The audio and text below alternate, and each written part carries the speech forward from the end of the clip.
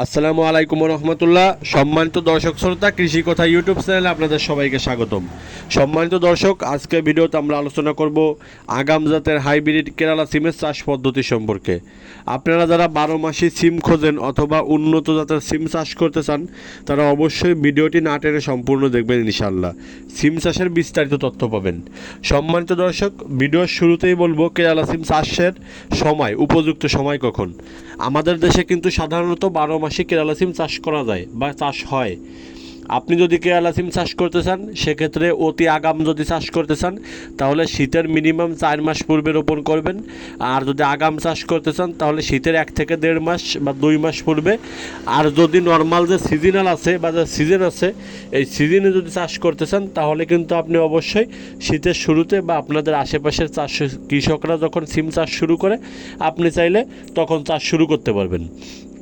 কেরালা সিম চাষের জন্য জমিটা কেমন হওয়া দরকার? কেরালা সিম চাষের জন্য বেলে দোআঁশ মাটি সবচেয়ে ভালো। এছাড়া কিন্তু সব ধরনের মাটিতে সাধারণত এই যে আগাম জাতের উচ্চ ফলনশীল কেরালা সিমটা আছে, এটি কিন্তু হয়।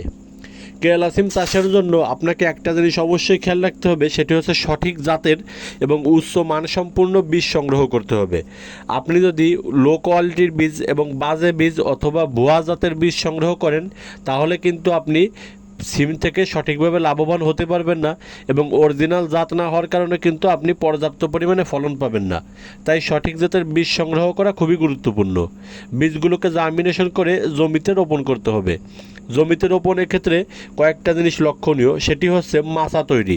মাচা তৈরি করলে অবশ্যই সিমের কিন্তু ফলন বেশি পাওয়া যায় এবং ফলন ভালো হয়। তাই চেষ্টা করতে হবে মাচা তৈরি করে তারপরে সিম চাষ করা।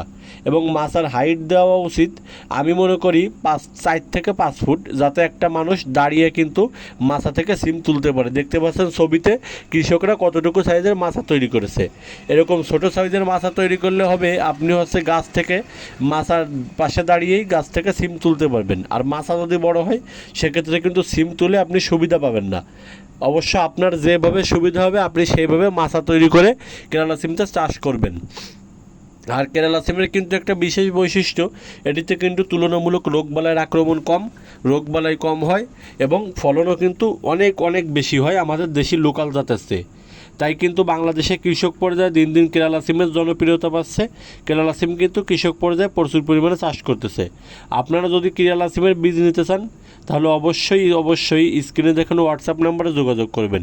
আমরা সারা বাংলাদেশে কেরালা সিমের বীজ সহ সব ধরনের ফুল ফল এবং সবজির বীজ ক্যাশ অন হোম ডেলিভারিতে পাঠিয়ে থাকি।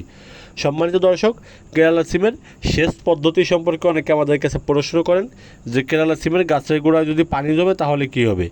গাছের গোড়ায় যদি পানি জমে তাহলে অবশ্যই গাছ মারা যাবে। আপনার এমন জমি নির্বাচন করতে হবে অথবা জমিটা এমনভাবে প্রস্তুত করতে হবে যাতে গাছের গোড়ায় যেন পানি না জমে, বৃষ্টি হলেও যেন পানি নিষ্কাশন ব্যবস্থা ভালো থাকে, পানি যেন সরে যায়। এমন জমি নির্বাচন করতে পারলে এবং এমন জমি যদি থাকে এবং সঠিকভাবে পরিচর্যা করতে পারেন, তাহলে কেরালা সিম চাষ করে লাভবান হওয়া সম্ভব। ভিডিওটি ভালো লাগলে চ্যানেলটি অবশ্যই সাবস্ক্রাইব করবেন আর যে কোনো ধরনের পরামর্শের জন্য যোগাযোগ করবেন। ধন্যবাদ।